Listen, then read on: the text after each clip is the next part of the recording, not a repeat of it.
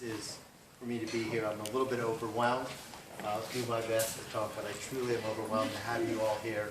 And I thought I would just tell you a little bit about how the project began and a few of the things I found along the way. This project began, hopefully you can all hear me back there. This project began about in 2011 when I heard about this story from an historian who said it would have really documented it in any detail. And at that time, I knew nothing about the Osage. I'm going to confess my ignorance in this talk. I knew nothing about the murders.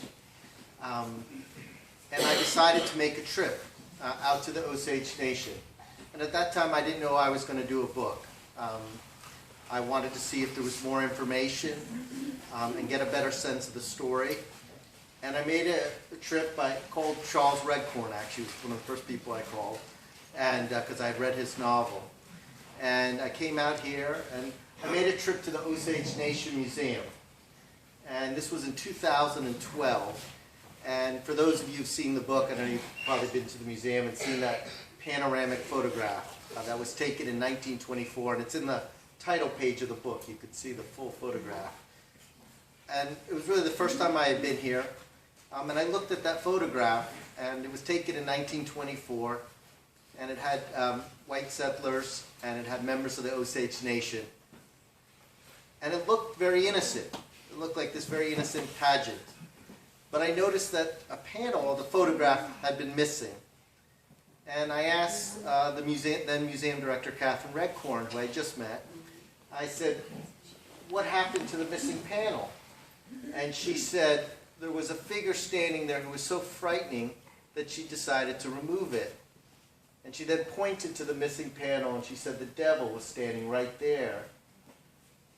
And she then went down into the basement, and she retrieved an image of the missing panel, which the museum had.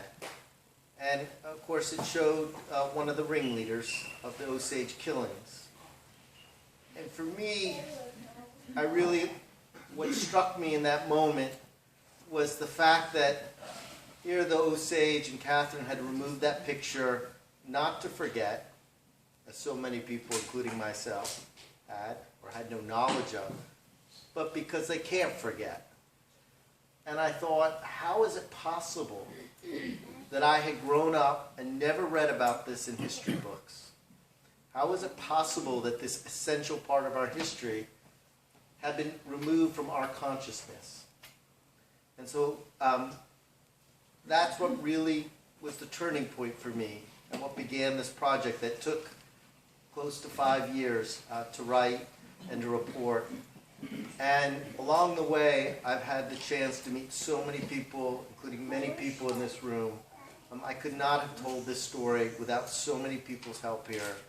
Mary Jo Webb, Marvin Stepson, Raymond, on and on, took me into their homes. A nervous New Yorker, never been to Oklahoma, never actually seen a prairie, I'm being honest with you. Joe and Carol, they welcomed me into their homes. They trusted me with this story. They shared with me their oral history. They gave me bits of evidence to investigate. And so this book is everybody's book in this room, because it really is. My job as a historian is to hopefully provide some accounting. There's a lot of injustice in this story, and hopefully some of the history can provide at least some accounting in identifying some of the killers, to shame them into perpetuity, and hopefully, as best as possible, record the voices of many of the victims. And that's really what I set out to do. And there were many things I found along the way, but I thought I would just describe. I spent a lot of time in archives, and I thought I'd just describe one of the documents I found because I thought it was very revealing. So some of you may have been to the branch of the National Archives in Fort Worth, Texas. A lot of the records from Oklahoma ended up there.